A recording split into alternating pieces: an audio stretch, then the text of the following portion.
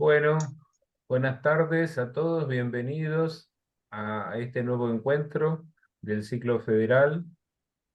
Hoy tenemos dos casos muy interesantes, muy lindos, así que la doctora Griselda Lapenta va a hacer la presentación de los doctores que nos deleitarán con los casos hoy día. Doctora Lapenta, por favor. Gracias. Bueno, vamos a arrancar con el primer caso clínico, que es de leishmaniasis, una enfermedad olvidada. A propósito de un caso, los disertantes van a ser la doctora Laura Ramírez y el doctor Hubert Piccolo, presidente de Bioquímica Clínica, con orientación en microbiología del Hospital Ángela Llano de Corrientes. Bueno, los escuchamos a ver el caso clínico, seguro va a ser muy interesante. Después, a lo último, se van a dar todas las preguntas que quieran realizar. Hola, ¿cómo les va? Buenas tardes. Ahí compartimos la presentación. Avísenme si se ve.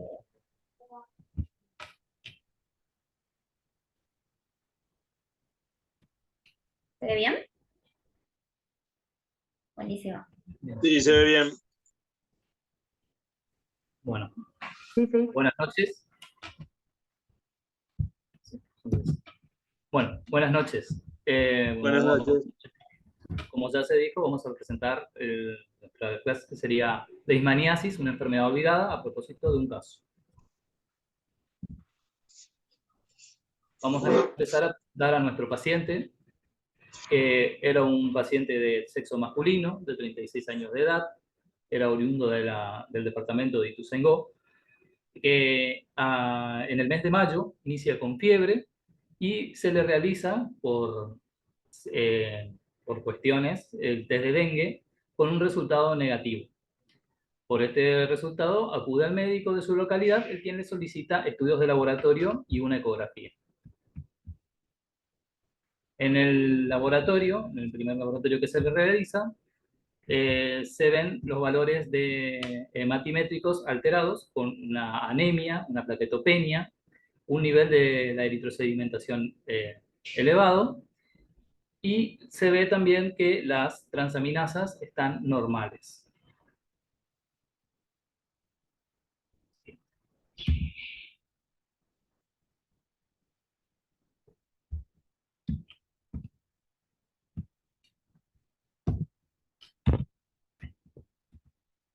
Bueno, en la ecografía se vio que el hígado era homogéneo, sin lesiones focales e intraparenquimantosas al momento del estudio, un colédoco de 4 milímetros de diámetro sin evidencia de obstrucción, una vesícula ausente, el páncreas es parcialmente visualizable, los riñones tienen forma y tamaño conservados, y el vaso presenta esplenomegalia con forma conservada y ecoestructura homogénea. El paciente, después de esto, inicia con un tratamiento de hierro endovenoso y suplementos orales. También se le realizó un análisis de sangre en materia fecal, sangre oculta en materia fecal, la cual resultó negativa. El día 2 de agosto, por persistencia de estos síntomas, acude otra vez al médico, el cual le vuelve a ordenar unos análisis de laboratorio. En estos nuevos análisis se ve que persiste todavía la anemia, la plaquetopenia, también persiste con algo de leucopenia. El perfil hepático se ve literalmente poco alterado, excepto la FAL, pero empieza a notarse un aumento en las proteínas totales y con albúmina conservada. Ligeramente. Bueno, después de esto, el paciente acude al hematólogo de nuestro nosocomio el día 29 de agosto y se le realiza una punción aspiración de médula ósea, el cual el médico observa unas estructuras que no sabe reconocer. Él asume que no son plaquetas, lo cual lleva la muestra, o nos lleva la muestra, al servicio de microbiología. En el laboratorio le hicimos una tinción y vimos amastigotes dentro de lo que sería la punción, aspiración de la médula ósea. Después de esto se realizó una consulta con infectología y con el servicio del dispensario dermatológico, el cual se le solicita una prueba de RK39 con resultado positivo.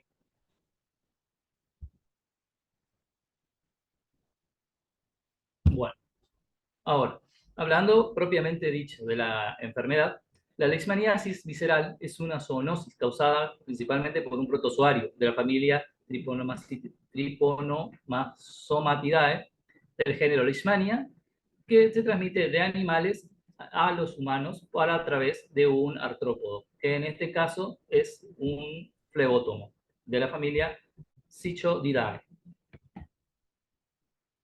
El agente etiológico de la leishmaniasis visceral en las Américas es la Leishmania infantum y presenta dos formas, generalmente la que se encuentra en los pacientes es la de amastigote,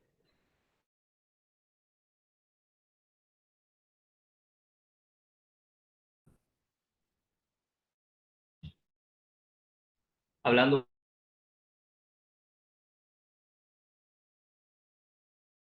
enfermedad o lo que la transmite,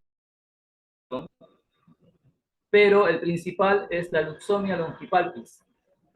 Localiza, según la localidad o la situación geográfica,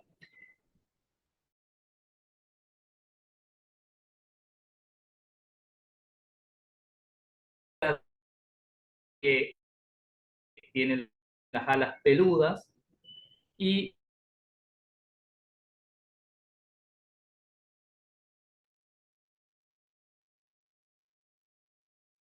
Se te está entrecortando el audio.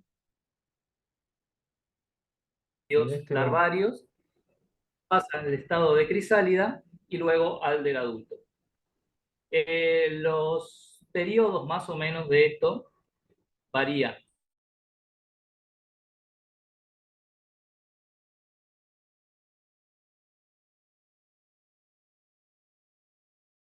Y de esos huevos van a eclosionar las larvas que luego van a vivir en los terrenos que están llenos de detritos orgánicos, de los cuales estas larvas se van a alimentar.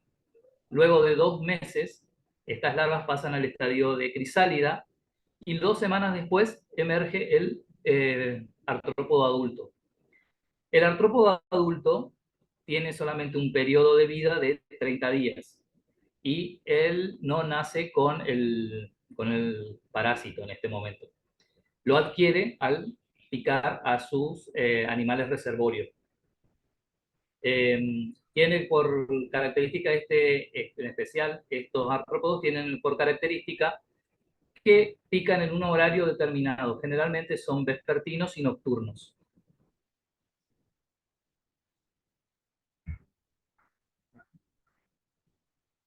Respecto a cómo se distribuye la leishmaniasis en las Américas, en el 2020 en 7 países se registraron un total de 1.988 casos.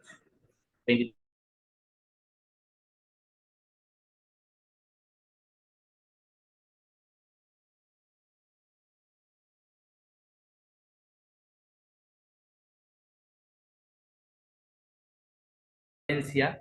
de casos de leishmaniasis. En nuestra región, más principalmente en Argentina, el noroeste, empezando principalmente por Misiones, luego siguiendo por nuestra provincia Corrientes.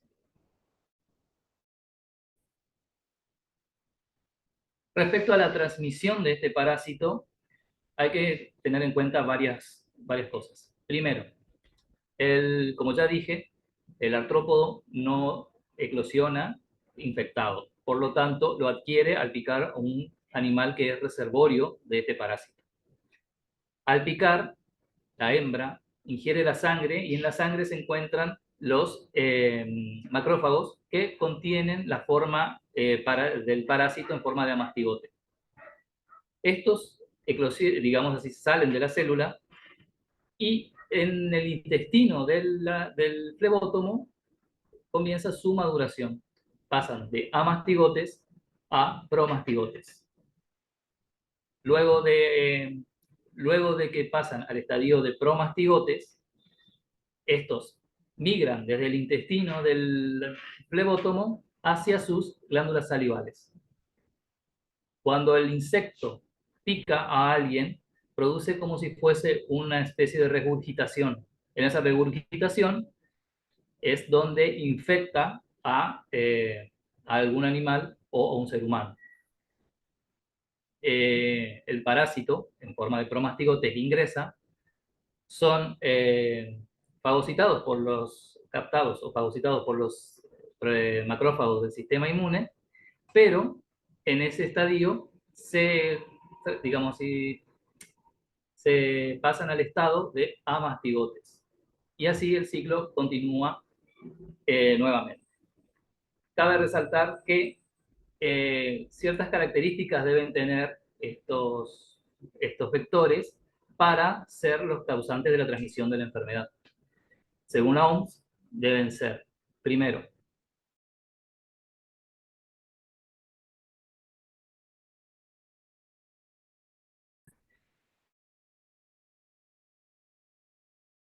además,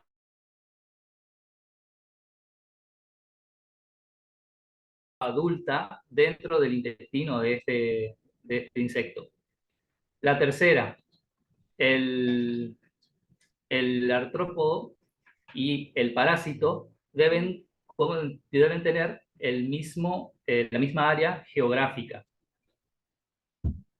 Y bueno, además debe haber animales reservorios que mantengan, digamos así, la población del parásito en constante circulación. Bueno, respecto a los reservorios, lo que vamos a decir es, como ustedes ya deben saber, que son los animales que perpetúan la enfermedad en la naturaleza. Hay reservorios salvajes y hay reservorios peridomiciliarios, digamos, donde sabemos que el más conocido es el perro doméstico. Dentro de los reservorios selváticos tenemos zarigüeyas, tenemos roedores y también zorros. Respecto de los reservorios, podemos decir que también hay ciertas condiciones que se tienen que cumplir para que estos reservorios sean considerados como tal. Es decir, no cualquier animal que habite cerca de las zonas en donde viven estos flebótomos van a ser considerados reservorios. Perdón. Sino que, como les decía, tienen que cumplir ciertas condiciones. Los animales tienen que encontrarse en una cantidad importante. Además, deben tener la infección durante un tiempo prolongado y de esa manera, ¿no es cierto?, contagian a los vectores que después infectan al ser humano. Respecto de la respuesta inmune, lo que vamos a decir es que tenemos distintos mecanismos que se siguen estudiando. La inmunología es compleja y en gran parte desconocida, y lo que podemos decir es que se sabe, como se ve en la placa 1, que los mastocitos van a tener una participación que está asociada a la progresión de la enfermedad. Con su degranulación se eliminan, o se liberan, mejor dicho, histaminas e interleuquinas que favorecen a un perfil TH2. En forma contraria, las células natural killer, con su secreción de interferón gamma, orientan la respuesta inmune a un perfil TH2 y conducen a la eliminación del parásito. También podemos hablar de los macrófagos, que son, ya vamos a ver en un ratito, como las células del sistema inmune que son más importantes o más relevantes en esta infección, porque los macrófagos van a fagocitar al parásito y ahí se va a definir, vamos a ver dependiendo de qué se define, una respuesta TH1 o TH2, en el cual, si nosotros hablamos de un perfil TH1, hay una resistencia, digamos, al parásito, el macrófago se activa en un perfil M1, y hay una eliminación o una tendencia a la eliminación del parásito a través de los mecanismos que nosotros conocemos, por ejemplo, la eliminación de NETs, la producción de especies reactivas de oxígeno y la producción de óxido nítrico. También se estimula la presentación antigénica y la producción de citoquinas proinflamatorias. cuando el macrófago, en vez de activarse, se genera una respuesta TH2, digamos, un macrófago M2 no activado, el parásito evade la respuesta inmune y tenemos una progresión hacia la enfermedad. Lo que suele ocurrir, o lo que ocurre mejor dicho, es que en este momento el parásito se transforma en amastigote adentro del macrófago, lo cual le permite sobrevivir dentro del fago lisosoma y no ser destruido. También se habla mucho del papel de los neutrófilos, que también son capaces de fagocitar al parásito, y se vio que el parásito es capaz de alguna manera, inhibir la apoptosis de los neutrófilos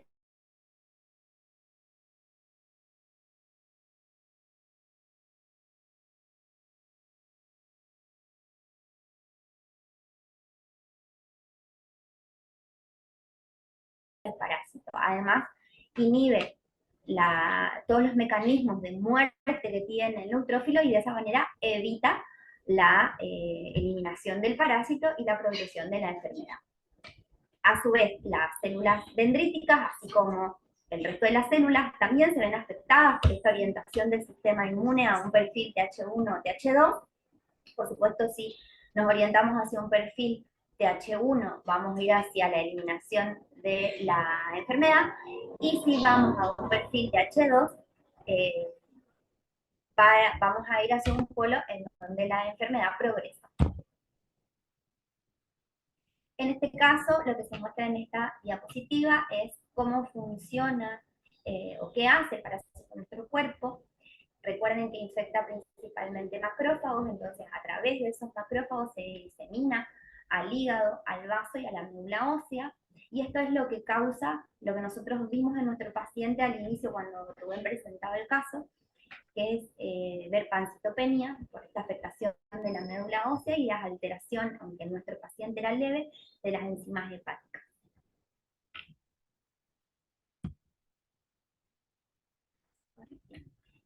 Tenemos ciertas características clínicas dependiendo de las características de la infección y del laboratorio en cada periodo. Podemos hablar de una infección asintomática, es decir, hay ausencia de signos y síntomas en algunos pacientes, y la prueba de Montenegro y la serología o la serología suelen ser positivos en este caso. Cuando el paciente es asintomático, no se recomienda el tratamiento. También puede ser que nuestros pacientes sean sintomáticos, en cuyo caso se van a diferenciar como dos estadios, un periodo inicial y una enfermedad manifiesta. En el periodo inicial, el paciente tiene fiebre, palidez cutánea mucosa debido a la anemia, hepatomegalia, esplenomegalia, y en pacientes inmunosuprimidos puede haber tos y diarrea, debido a la afectación del sistema gastrointestinal y respiratorio. Y en el caso de la enfermedad manifiesta, la fiebre se acentúa, la palidez cutáneo-mucosa también, hay anorexia, pérdida de peso, y las alteraciones de laboratorio se hacen más marcadas. Es importante el diagnóstico diferencial en estos casos. Fíjense que a nuestro paciente primero se le sospechó dengue, después se le sospechó leucemia y después finalmente arribaron al diagnóstico de leishmaniasis visceral. Esto es porque los síntomas como pancitopenia y fiebre, que son los principales, esplenomegalia, son comunes a muchas otras entidades.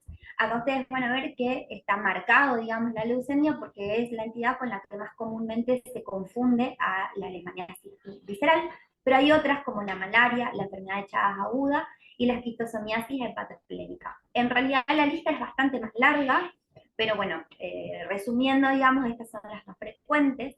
Y la bibliografía señala que, por ejemplo, en el caso de malaria, lo que nos puede ayudar a diferenciar esta entidad de la malaria es que la malaria tiene eventos de fiebre periódicos, por ejemplo. En cambio, la enfermedad de Chagas aguda generalmente está asociada a una cardiopatía, que no se ve en este caso. Y en el caso de la esquistosomiasis hepatoesplénica, la hepatomegalia suele ser más acusada que la esplenomegalia. Respecto a los diagnósticos de laboratorio, vamos a tener exámenes específicos y exámenes generales, digamos, que son los que primero le hicieron a nuestro paciente, que sería toda la química, toda la parte de hematología. Respecto de los exámenes específicos, que son, digamos, para leishmaniasis, tenemos métodos directos y métodos indirectos.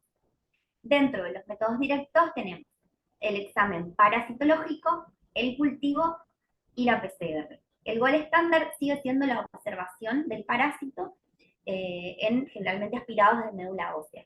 Esta foto que está puesta ahí es una foto que tomamos con el doctor Paceto en el laboratorio. Como contó mi compañero, la muestra inicialmente estaba en el Hospital Llano, o sea, el vidrio, digamos, que había hecho el hematólogo, y bueno, observan en el laboratorio del Llano, y después envían el vidrio al dispensario dermatológico, donde justo estaba yo rotando, y con el doctor Paceto confirma, digamos, que estos eran amastigotes. Y esa es una de las tantas fotitos que les sacamos. Respecto de los métodos indirectos, lo que se hace en el dispensario dermatológico de Corrientes es la inmunocromatografía para el RK39. También hay otros métodos como el IFI y el ELISA.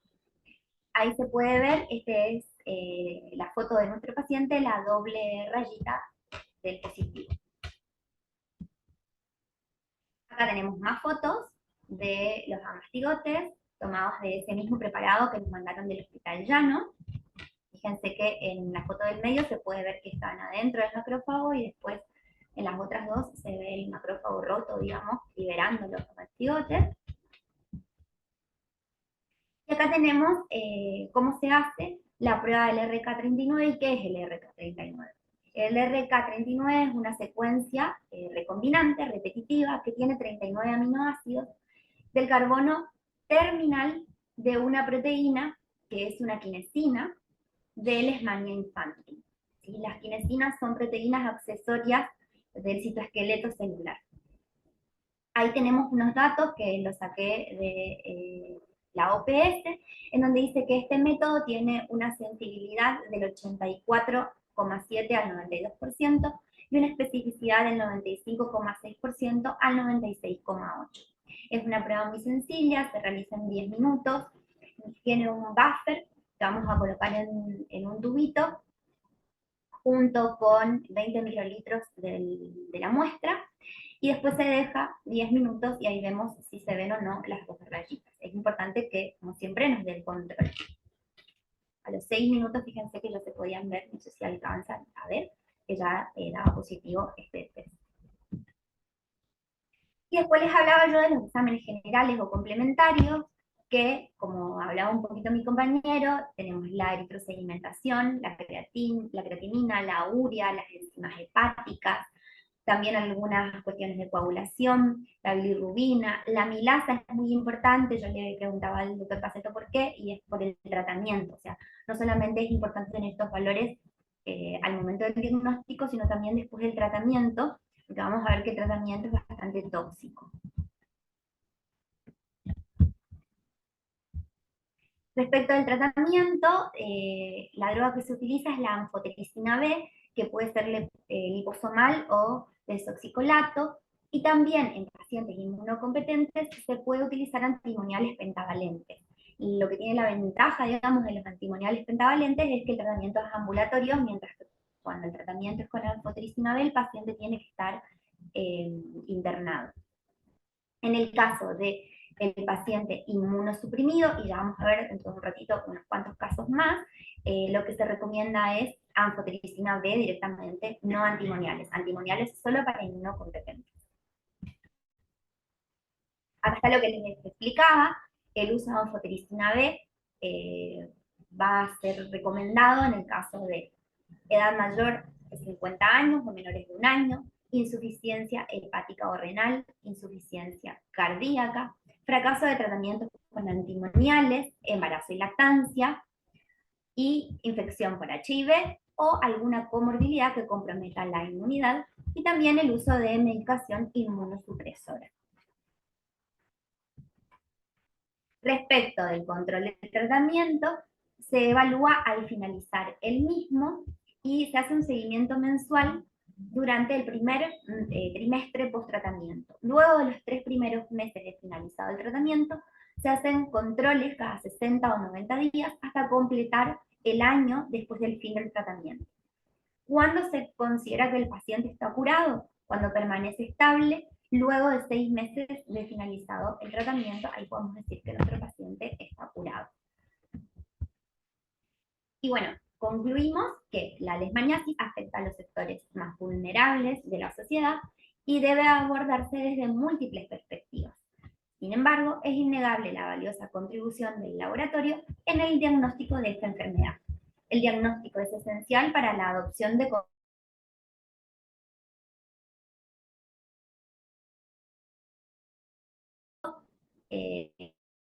la mortalidad asciende a más del 90%. Y eso es todo. Muchas gracias.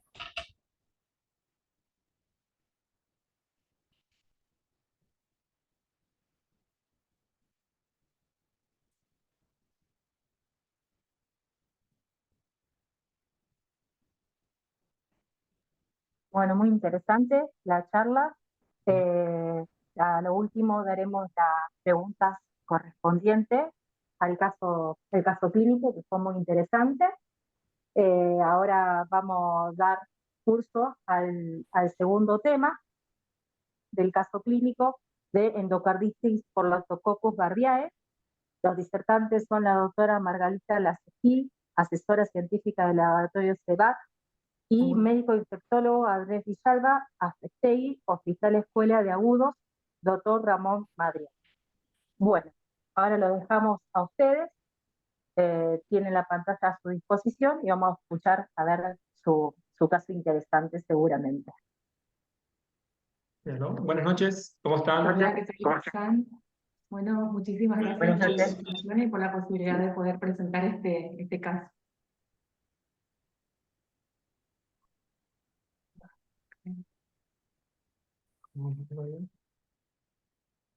Espera un ratito.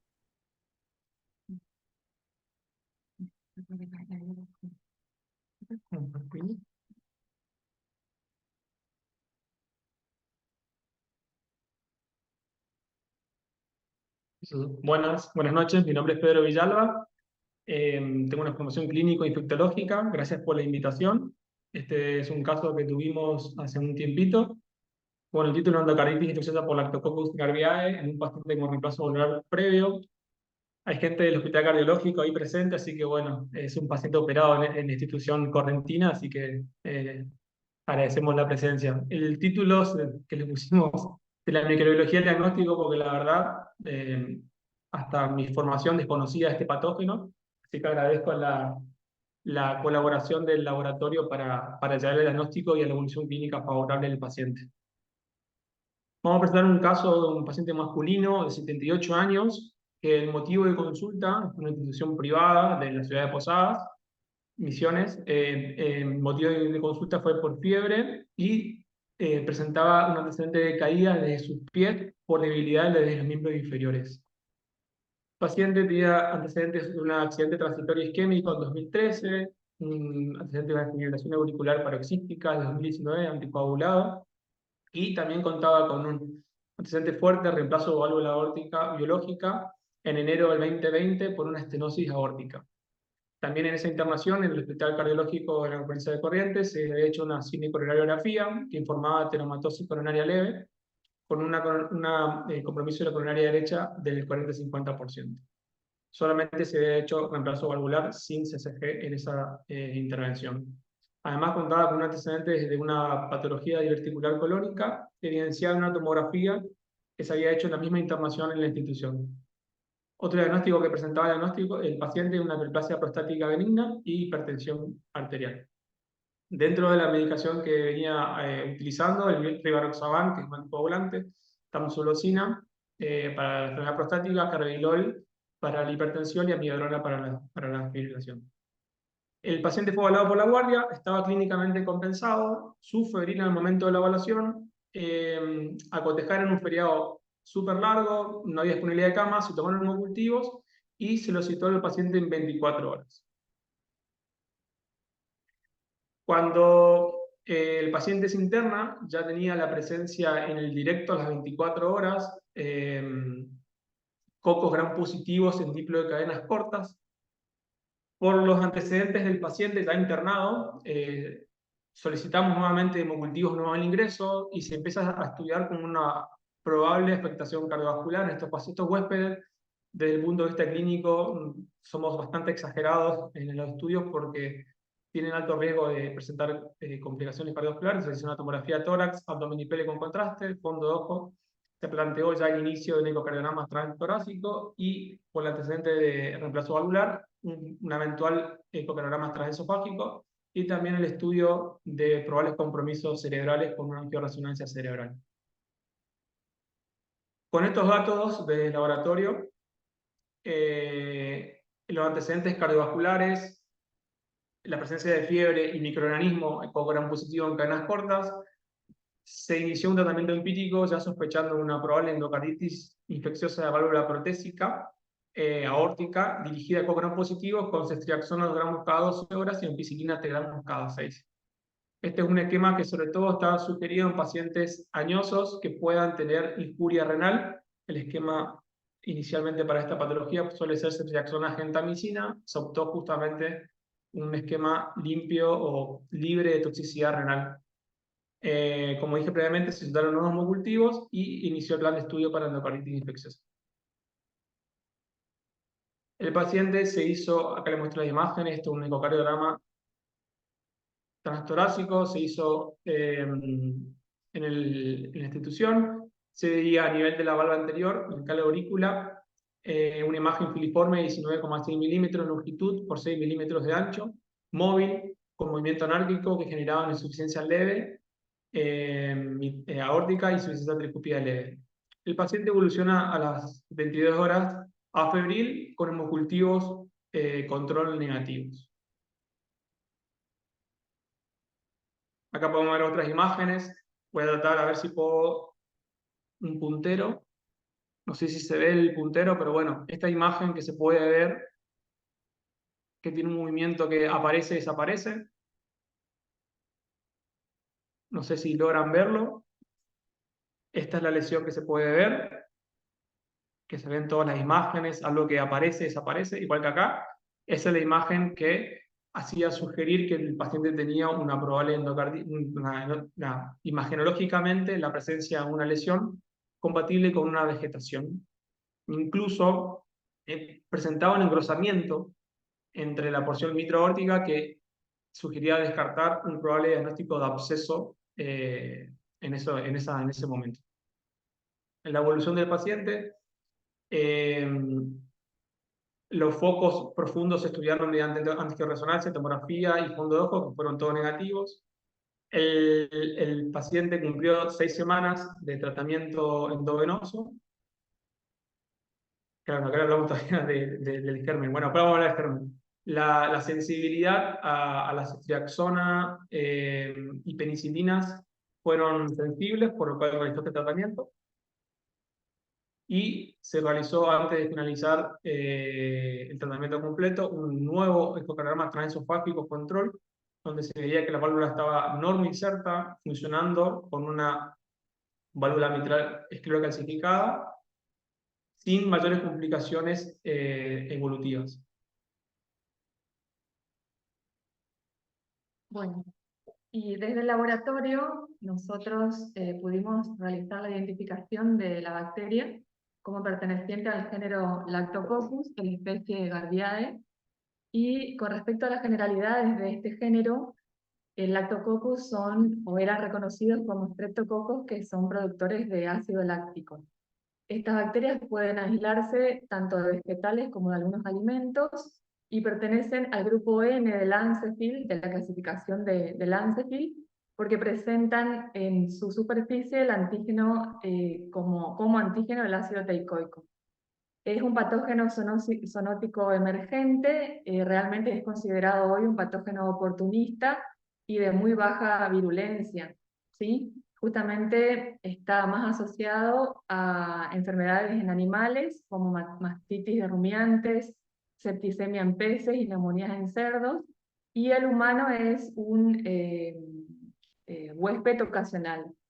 En general son cocos gram positivos, catalasa negativa, anaerobio facultativo aparece en pares y cadenas cortas, que fue lo que nosotros observamos cuando realizamos la coloración de Gram del hemocultivo que fue remitido al laboratorio, y generalmente son no hemolíticos, aunque algunas especies pueden presentar alfa-hemólisis, y son inmóviles.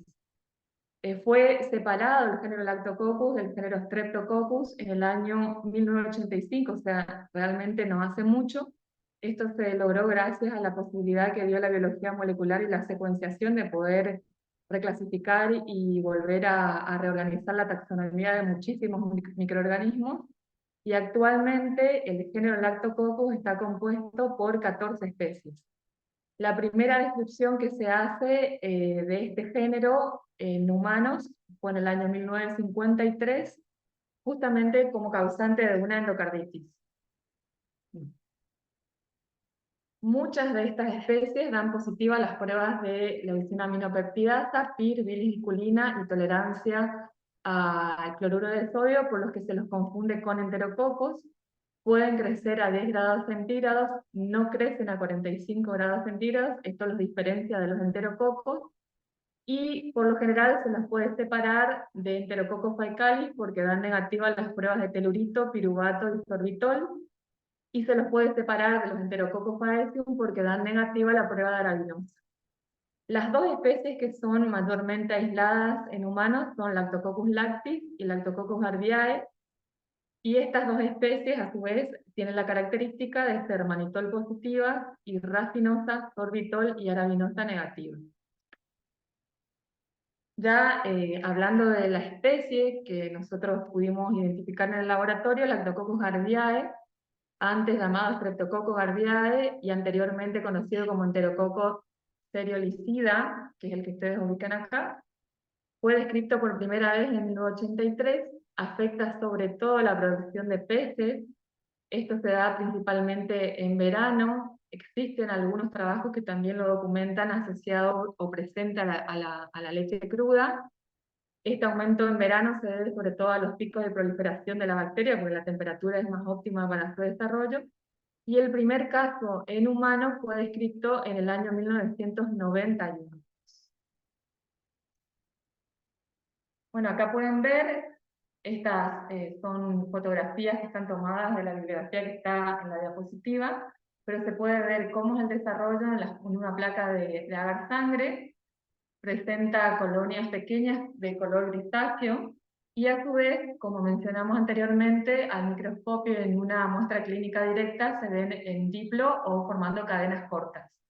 Y esto que ven a la derecha abajo es una coloración de Gram, si bien no se distingue muy bien, hecha directamente de un cultivo. ¿Sí? Acuérdense que bueno, cuando nosotros no hacemos el Gram directamente de una muestra clínica, la disposición en diplocadenas o cualquier otra disposición de la morfología de la bacteria se pierde.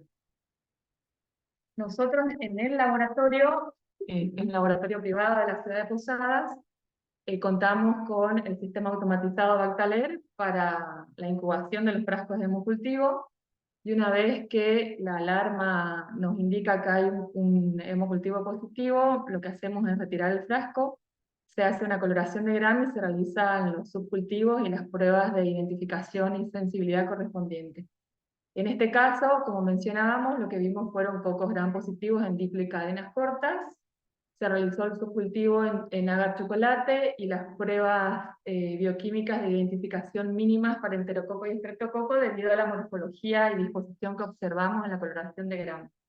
Y también se largan directamente de lo que es el caldo que se obtiene del hemocultivo las pruebas de sensibilidad a los antibióticos. ¿Por qué? Porque bueno, esto está de alguna forma estandarizado ya por el CLSI y nos permite adelantar de alguna manera tanto la identificación como la sensibilidad, sabiendo la premura que tiene para el paciente estos casos de bacteriemia, donde se sabe por la bibliografía de Kumar que una demora de 1 hora en el informe del laboratorio aumenta un 7% la morbilidad y la mortalidad del paciente.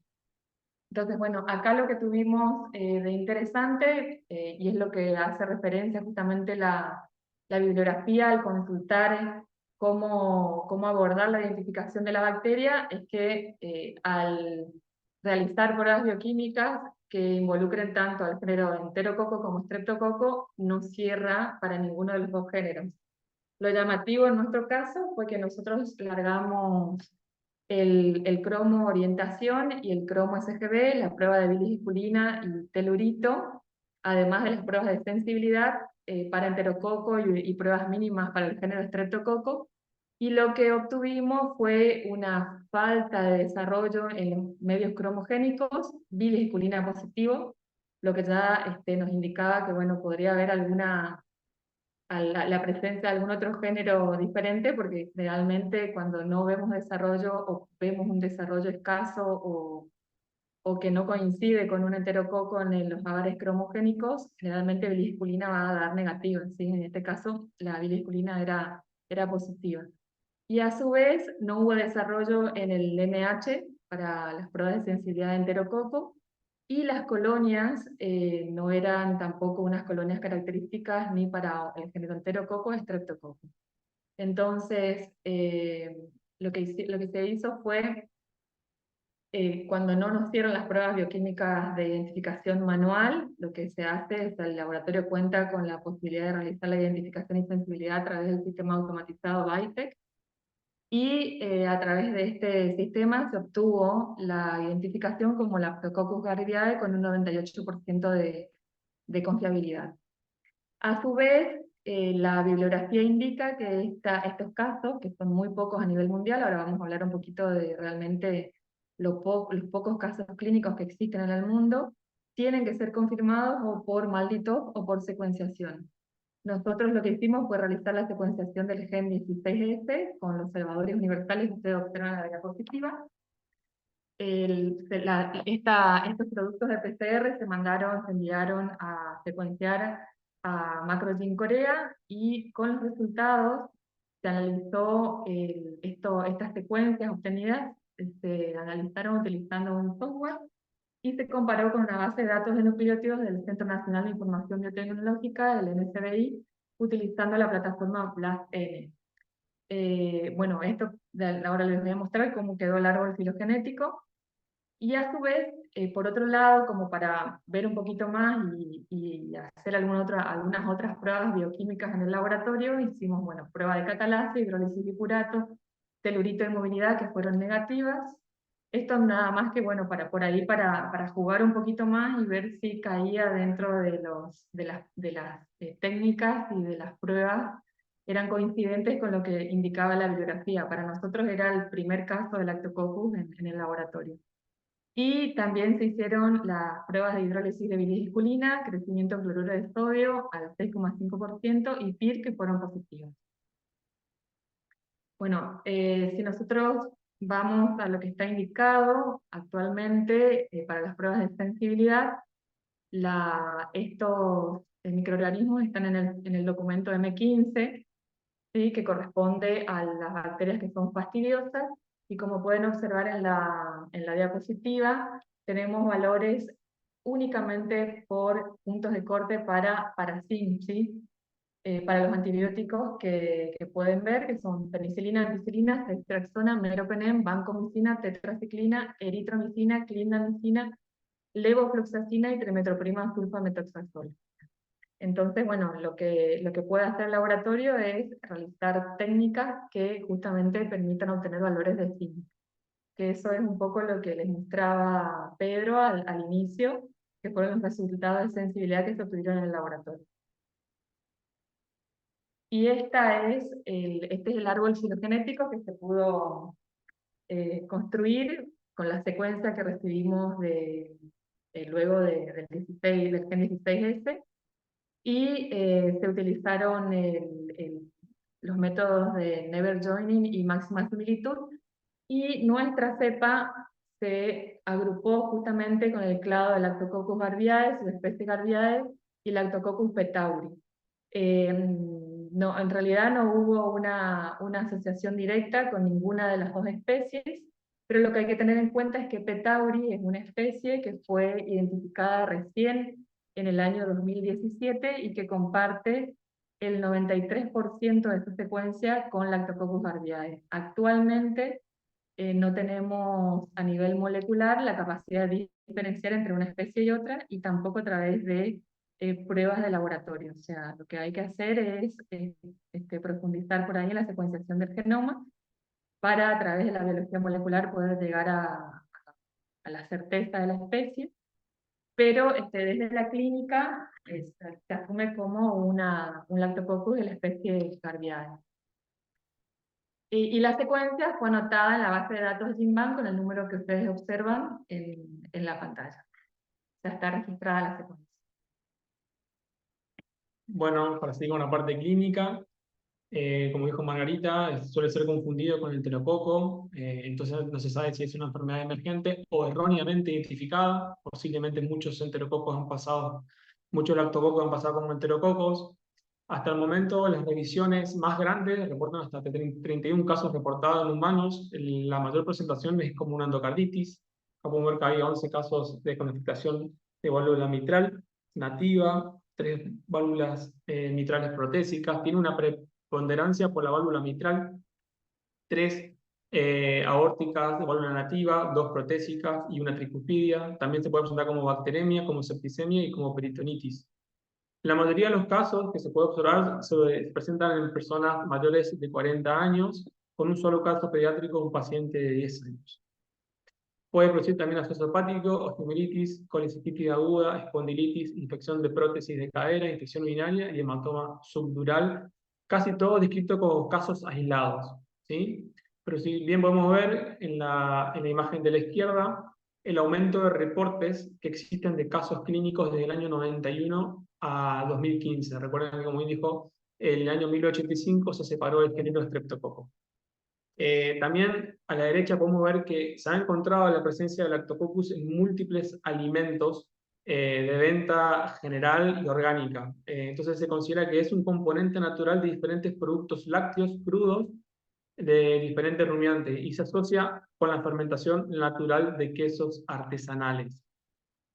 Acá podemos ver algunos casos de reporte, Lactococcus gravidae como una presentación de endocarditis con debilidad de miembros inferiores, que se parece bastante a la presentación de nuestro caso, y también este caso reporta que suele tener una presentación en pacientes de edad avanzada que pueden tener signos atípicos. ¿Sí? Esto es muy importante. En general, un paciente con debilidad de miembro inferior y fiebre, uno no suele pensar directamente en una endocarditis, por eso siempre hay que tener sospecha y ser muy amigo del microbiólogo, del que trabaja en la institución, porque esto es muy importante para llegar al diagnóstico.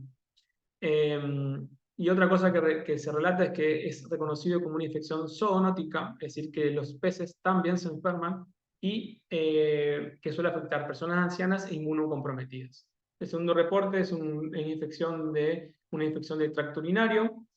El tercer caso es un reporte de un paciente con diálisis peritoneal que tuvo una peritonitis secundaria a la diálisis. El primer caso de arriba es muy interesante porque es un paciente, es un reporte de la revista británica de infectología, que reporta que lo interesante de este caso es que solamente también tuvieron diagnóstico de Lactococcus en hemocultivo y el paciente fue un reemplazo de válvula. Y le hicieron el estudio que reportó Margarita, que es la secuenciación del gen 16, presentando también en muestras quirúrgicas del reemplazo valvular presencia de Lactococcus. El segundo caso es un paciente también con endocarditis que se presentó con un hematoma subdural y a través de esto también llegaron al diagnóstico de una endocarditis infecciosa. Los factores de riesgo asociados en la literatura, recuerden que son pocos casos y se trata de ver qué puede haber: implantes cardíacos, prótesis valvulares, cirugías coronarias, periodontitis, la presencia de linfoma, el uso de antiácidos o anticoagulantes, que podemos ver que el paciente que presentamos tenía varios de estos factores de riesgo, y la patología digestiva, ya puede ser de estenosis esofágica, úlcera gástrica, perforación duodenal, diverticulosis, pólipos o el antecedentes de una cirugía por cáncer colorectal. Acá podemos ver ese case report que forma una familia con anematosis familiar, que es la presencia de pólipos. Puede, como ven en la imagen de la derecha, la presencia de los pólipos lo que puede generar es la traslocación de bacterias patógenas del intestino al tracto sanguíneo y la consecuencia de migración hacia zonas distantes y produciendo infecciones. Entonces, ¿qué se entiende del tracto digestivo? Que puede haber un disturbio fisiológico asociado ya sea a cirugías previas o patologías activas o el uso de terapia con antiácidos inmunosupresores. Recuerden que los antiácidos o inhibidores de bomba de protones, la acidez gástrica es necesaria y ayuda a la degradación no solamente para generar el bolo alimenticio, sino también para evitar el paso de patógenos desde el estómago hacia el tracto digestivo. Esto podría condicionar que el microorganismo pueda migrar a otras regiones donde pues, se produciría la infección final. El mecanismo más probable de infección es el contacto con productos de mar, ya sea por alguna actividad relacionada o por ingestión de productos de mar. Se cree que principalmente deben ser crudos estos pescados y en la bibliografía se reporta más o menos que el 50% de los pacientes ha tenido un antecedente de ingesta de alimentos relacionados al mar o productos lácteos. Esta es un case report de Italia y una revisión de la literatura. Como ven, no son muchos casos. Acá trataron de asociar enfermedad diverticular colónica, o patología colónica, mejor dicha, y la presencia de Lactococcus. Como pueden ver, son todos pacientes mayores de 40, creo que el más joven tenía 47 años, los restos son todos mayores. La predisposición, diverticulosis, gastritis, úlcera renal, pólipos, úlcera gástrica, colangiocarcinoma, divertículos, todos los pacientes tenían algún antecedente intestinal.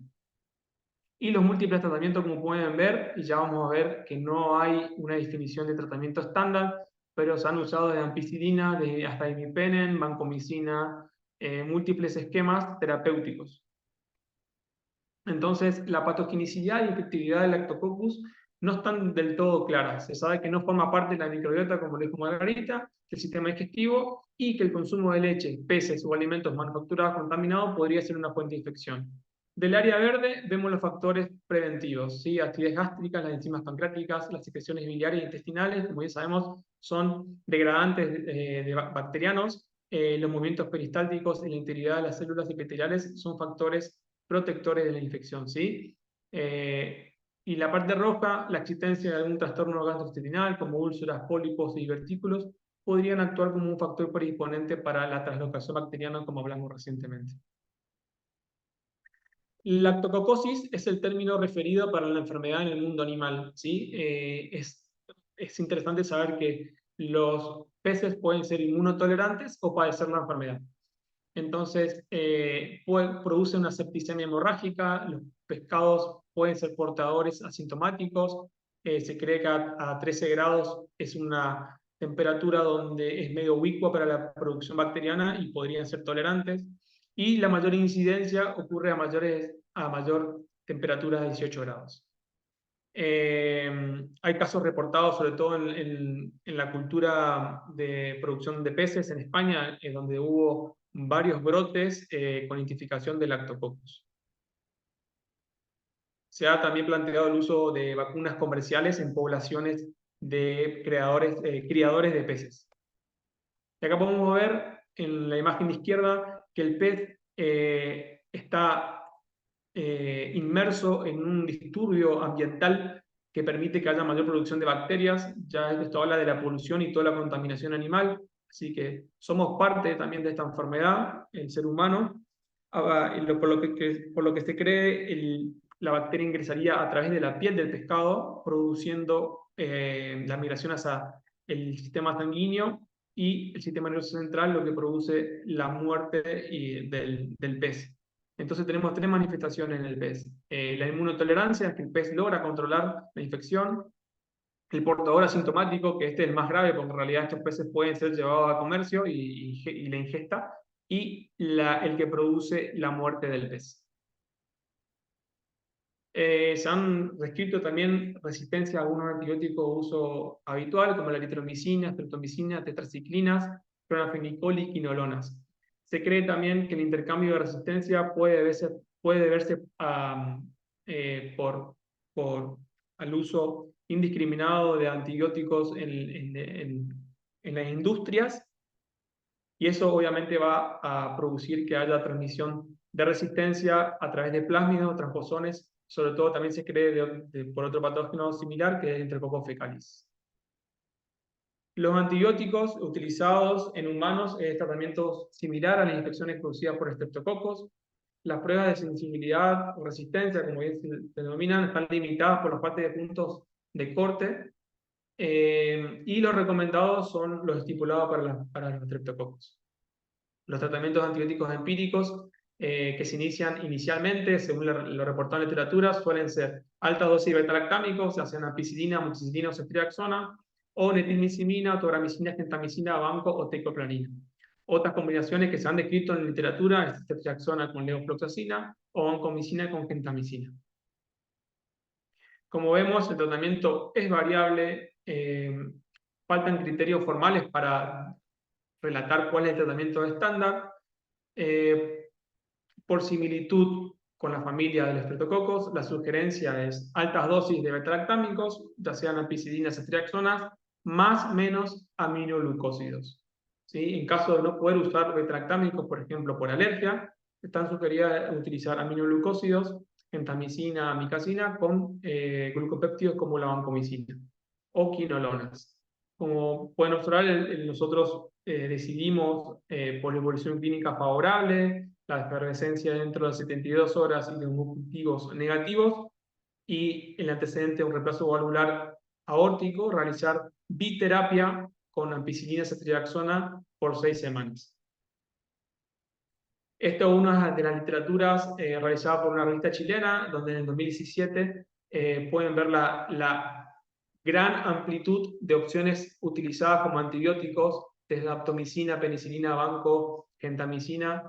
No hay unanimidad sobre el uso de antibióticos. Y como podemos ver, de esta casuística, que son 31 casos, el 20% presentaban endocarditis, lo que da una representación del 64%.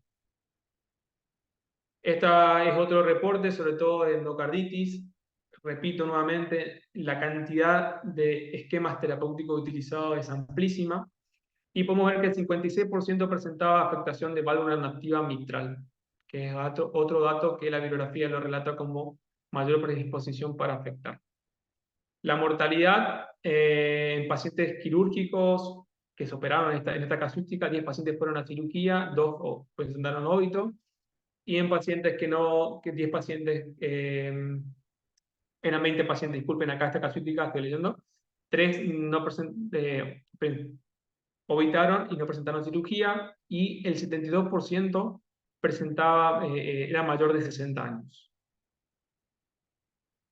Entonces, vemos que afecta predominantemente a hombres y con una mediana edad de 68 años.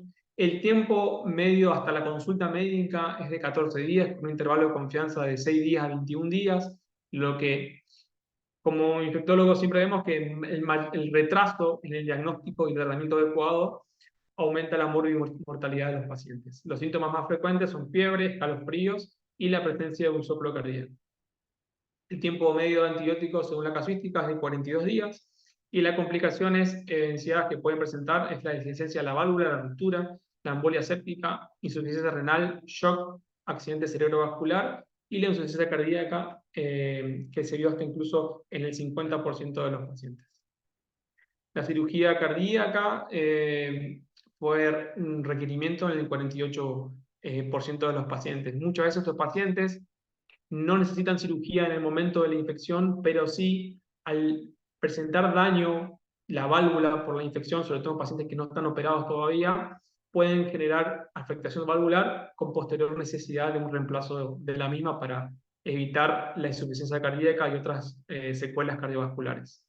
Como podemos ver, la presencia de Lactococcus en el 16% de endocarditis se compara mucho con la representación de los estreptococos.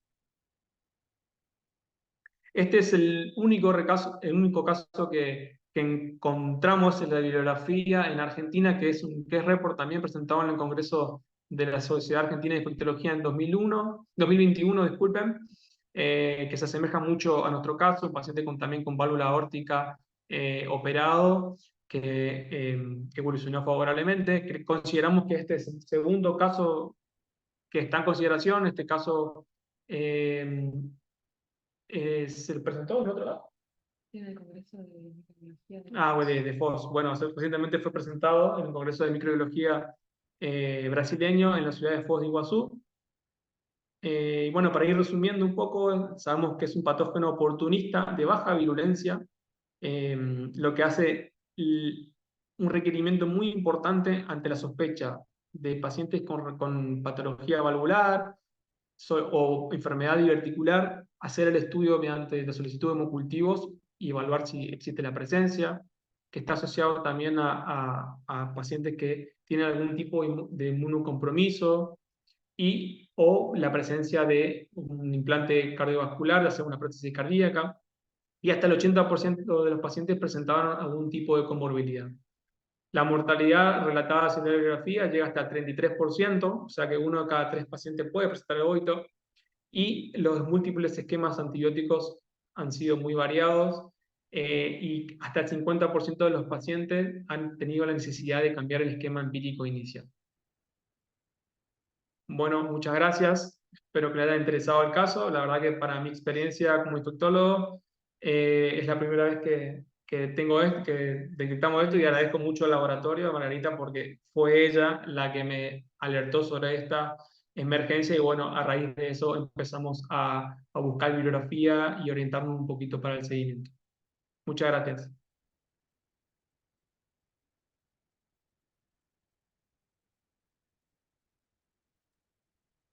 Excelente las presentaciones de ambos.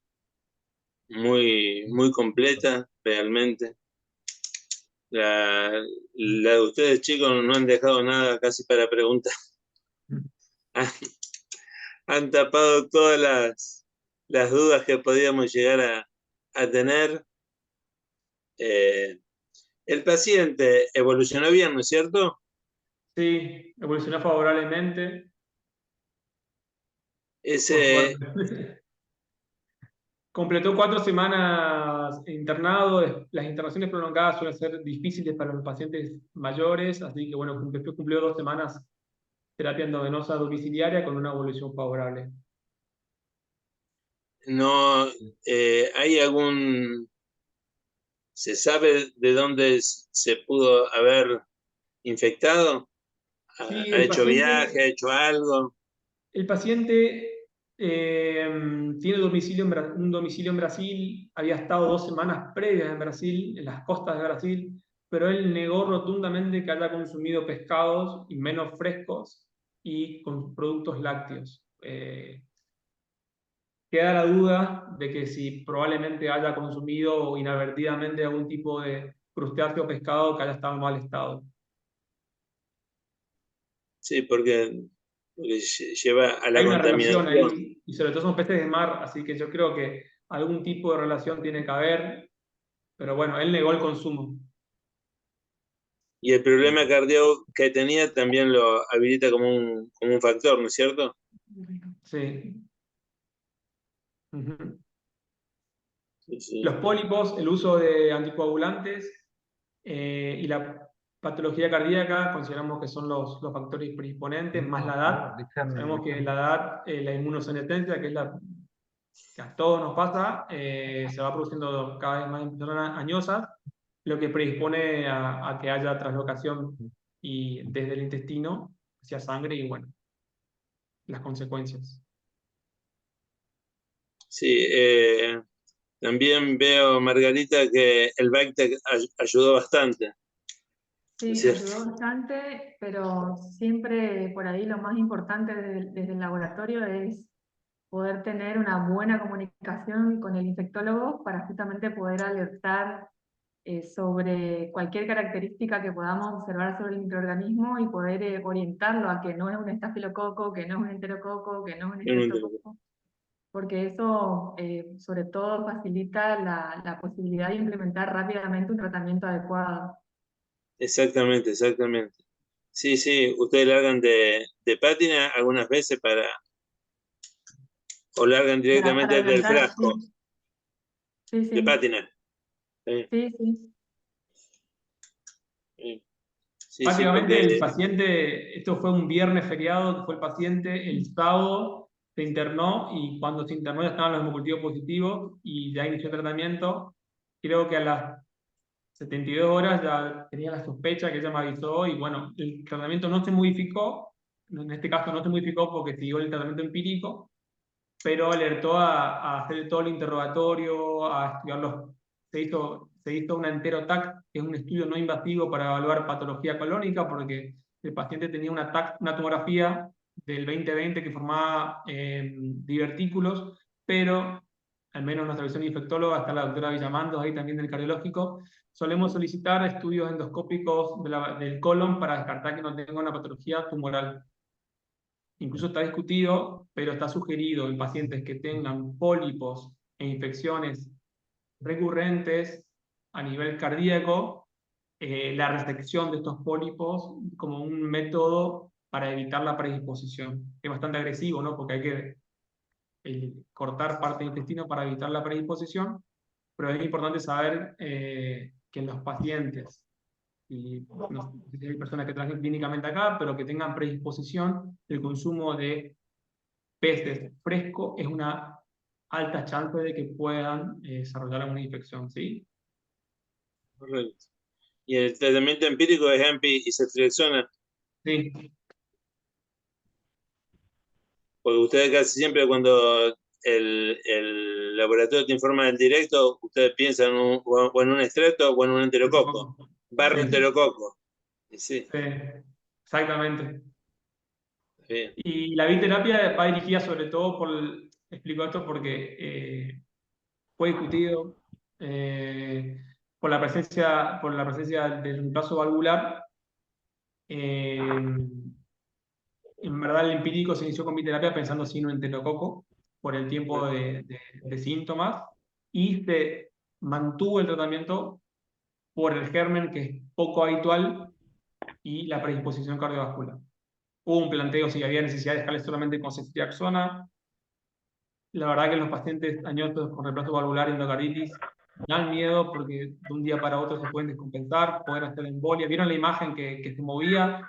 La imagen Sí, que sí, puede sí, embolizarse muy al buena. vaso, al hígado, al cerebro y dejarnos sin paciente. Así que, ¿Cómo andás? ¿Todo bien? bueno, decidimos hacer el tratamiento más completo para la evolución del paciente.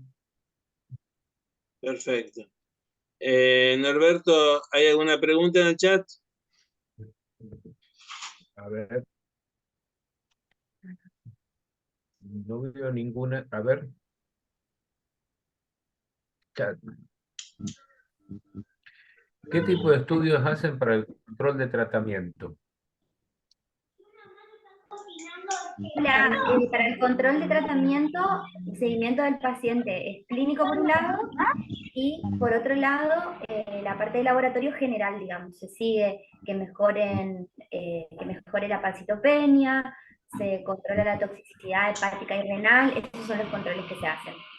En el caso de nuestro paciente, él fue tratado con anfotericina de oxiglicolato y presentó toxicidad hepática.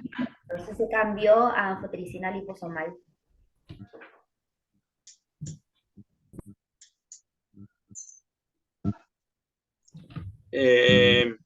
Laura, para Sí. ustedes, el diagnóstico de leishmaniasis, Sí, ¿ya lo sospechaban o fue a través de la punción medular? a través de la punción medular porque en realidad lo que se sospechaba era una leucemia. A él, como tenía episodios febriles, se le hace prueba para dengue, da negativo y ahí se le sospecha leucemia, por eso es que va con el hematólogo.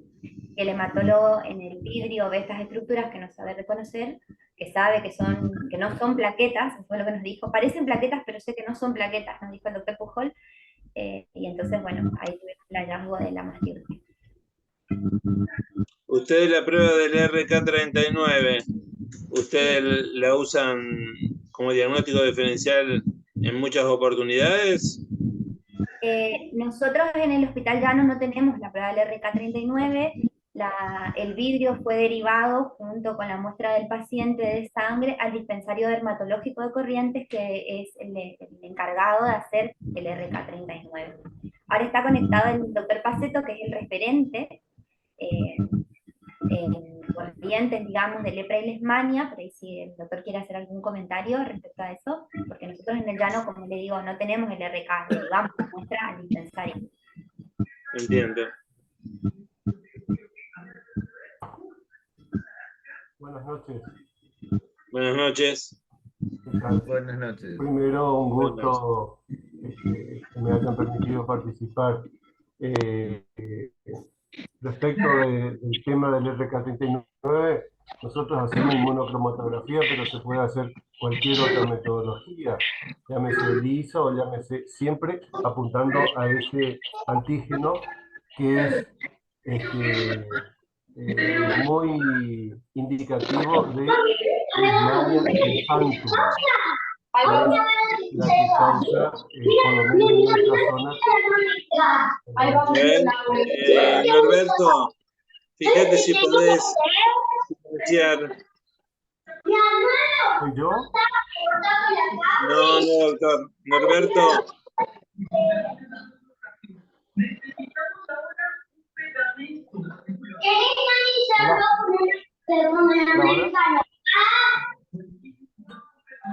Parece que estoy desconectado. ¿Hola? Hola, espere un segundito, doctor. Vamos a intentar. Sí, estoy intentando mutear, pero no me lo permite, si no voy a tener que decirle directamente que se mutee o lo pasaré a... Mira que yo te llevo tu comida.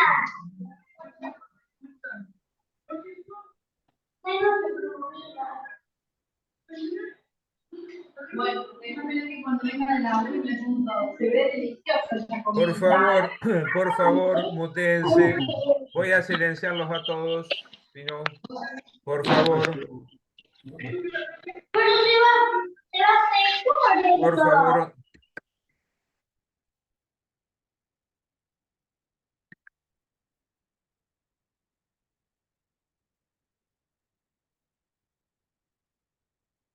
Bien, no, sí.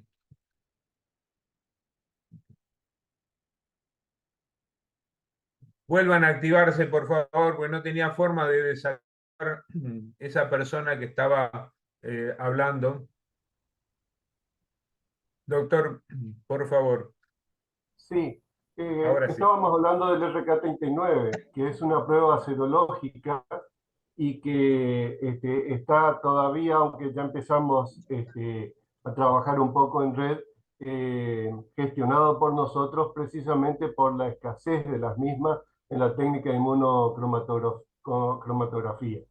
Este caso puntualmente era muy indicativo porque las muestras que yo recibo, y acá contesto una pregunta que quedó por ahí, nosotros estamos recibiendo constantemente, sobre todo del hospital pediátrico, todas las funciones de aspiración de las reacciones leucemoides o de síndromes hemafagocíticos, estamos recibiendo las PAMOS y también el suero para hacer el RK39 porque es un diagnóstico diferencial.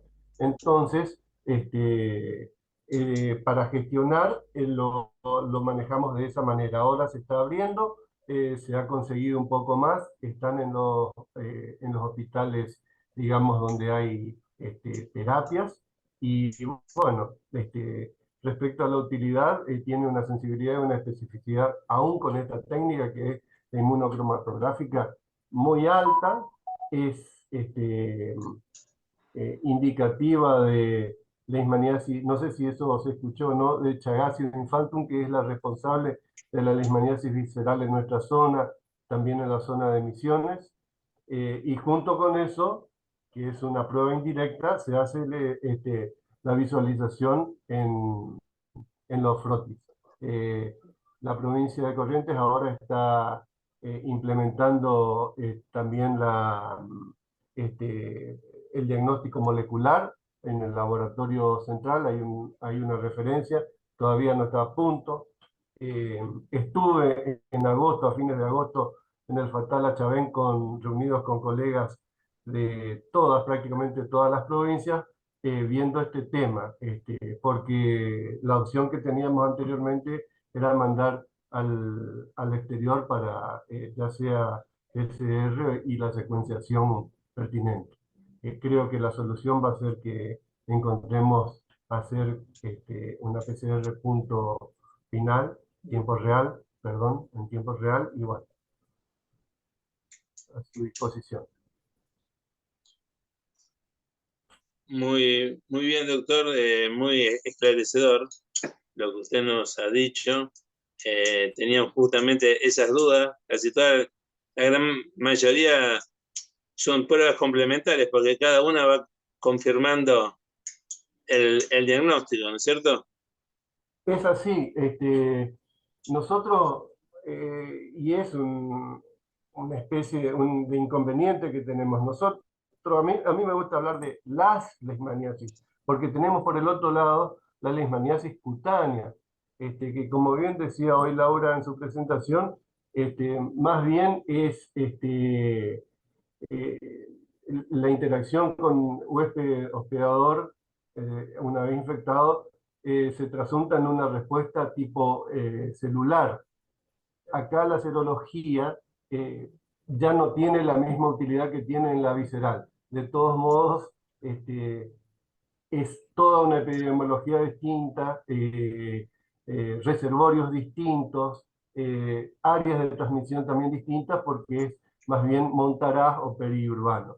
La leishmaniasis visceral, que es la que nos ocupó hoy, el reservorio principal es el perro. Nosotros tenemos en las plataformas sitios de denuncia porque los veterinarios al hacer diagnóstico de leishmaniasis visceral canina tienen que hacer la denuncia precisamente porque hay una ley que habla de la tenencia responsable de mascotas y hay ahí una zona gris donde tenemos que tomar responsabilidad. La leishmaniasis visceral es una patología, como dijo Laura, que si no es tratada a tiempo tiene una alta mortalidad. Eduardo, solamente para decir, nos tenemos que retirar. Bueno, muchísimas gracias, chicos. Hermosa la presentación. Gracias a y todos. Gracias, doctor, por su aporte. A ustedes, Bueno, muchas gracias y muy buenas las dos presentaciones. Felicito a ambos equipos, digamos, porque evidentemente son trabajos de equipo. Muchas gracias. Gracias a todos.